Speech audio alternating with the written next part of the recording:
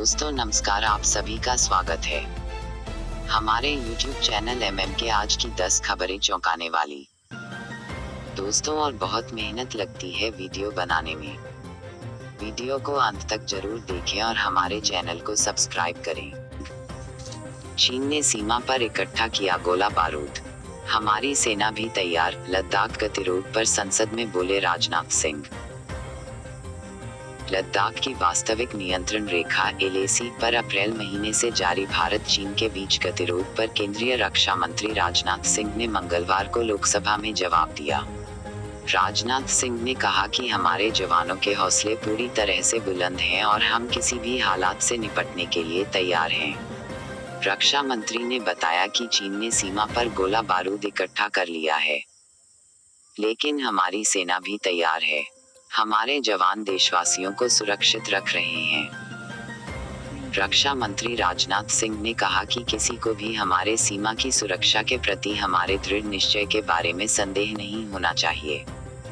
भारत मानता है कि पड़ोसियों के साथ शांतिपूर्ण संबंधों के लिए आपसी सम्मान और आपसी संवेदनशीलता जरूरी है। दोस्तों आज की और एक आ रही है चौंकाने वाली खबर। राजनाथ के बयान के बाद PM मोदी पर राहुल गांधी का हमला, बोले चीन का नाम लेने से मत डरो। लद्दाख में भारत चीन के बीच महीनों से जारी सीमा गतिरोध पर रक्षा मंत्री राजनाथ सिंह के लोकसभा में दिए बयान के बाद कांग्रेस के पूर्व अध्यक्ष राहुल गांधी ने प्रधानमंत्री मोदी पर निशाना साधा है। राहुल गांधी ने PM मोदी से कहा कि चीन का नाम लेने से नहीं डरें।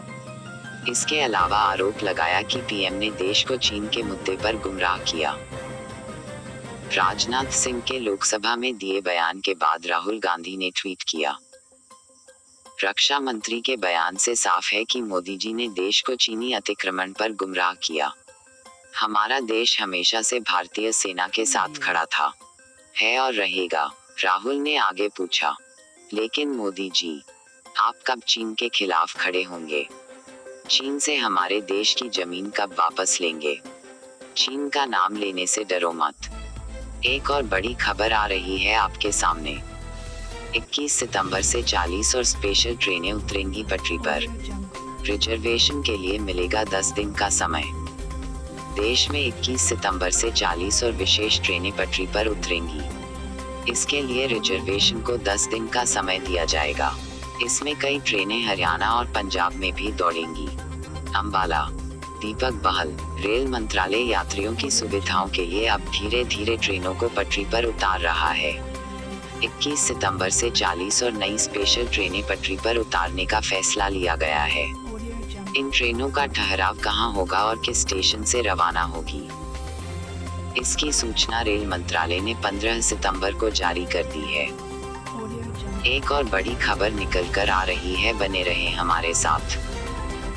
राजौरी में पाक की तरफ से की गई गोलीबारी में एक जवान शहीद, अधिकारी समेत 2। अधिकारियों ने कहा कि सुंदरबनी सेक्टर में हुई पाकिस्तानी गोलीबारी का भारतीय सेना ने मुंहतोड़ जवाब दिया। जम्मू कश्मीर के राजौरी जिले में मंगलवार को नियंत्रण रेखा के पास पाकिस्तान की ओर से गोलीबारी की गई और मोर्टा दागे गए, जिसमें सेना का एक जवान शहीद हो गया और एक अधिकारी सहित 2 अन्य घायल हो गए। अधिकारियों ने कहा कि सुंदरबनी सेक्टर में हुई पाकिस्तानी गोलीबारी का भारतीय सेना ने मुंहतोड़ जवाब दिया।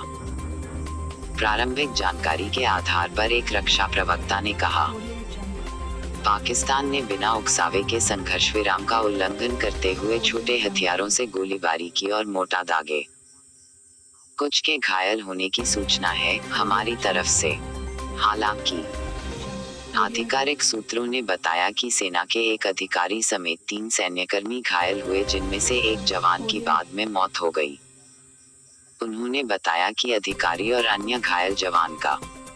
एक और बड़ी खबर निकल के आ रही है, भारत में कोरोना की जनसंख्या।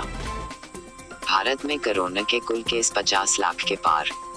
अब तक 82,000 से ज्यादा मौतें। नई दिल्ली, भारत में मंगलवार की रात कोविड-19 संक्रमण के कुल मामले 50 लाख के पार पहुंच गए।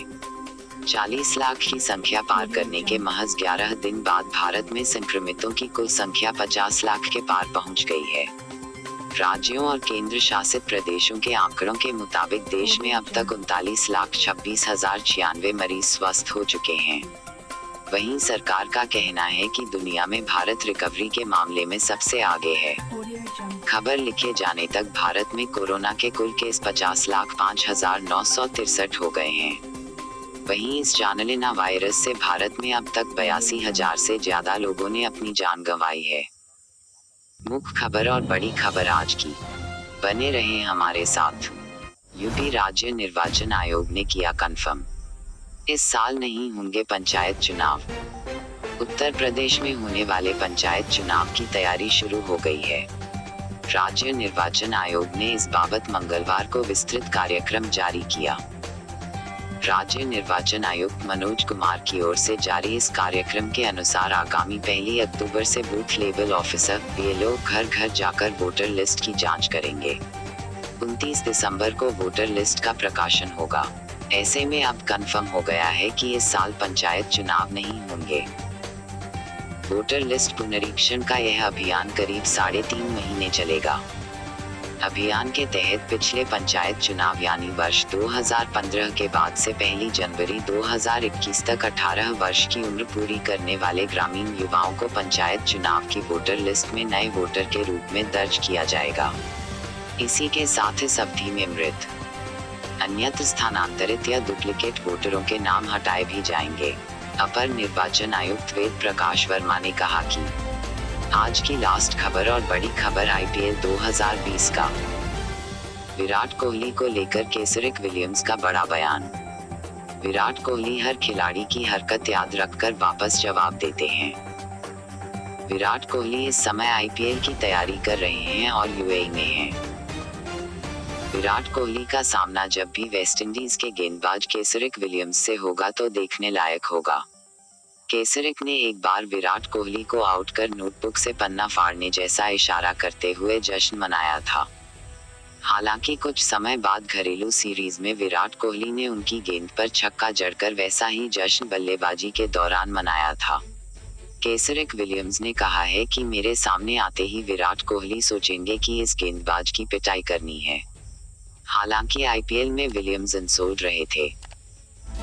आज का कार्यक्रम यहीं समाप्त होता है और अगले दिन मिलते हैं बड़ी खबरों के साथ। देश विदेश की खबर सुनने के लिए हमारा चैनल